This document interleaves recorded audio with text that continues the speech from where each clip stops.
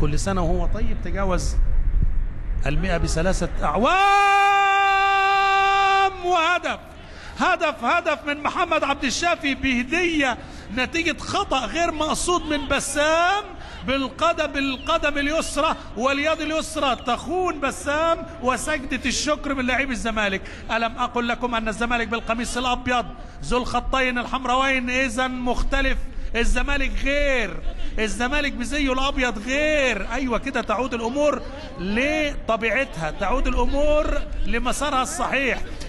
هي كده الكورة أهو، الراجل قبضة الإيد، البوكس خانه، طلع في الهواء، البوكس في الهواء، إنما الكورة تسكن الشباك. إذا مع الدقيقة 5 من الشوط أو دقيقة 6 محمد عبد الشافي يحرز هدف التقدم لفريق نادي الزمالك في هذا اللقاء اللي قلت لحضراتكم وأبديت إحساس أعلنته، يعني ما خبيتوش، قلت يا جماعة عندي إحساس الشوط الثاني الزمالك هيبقى مغاير نتيجة، بقول لحضراتكم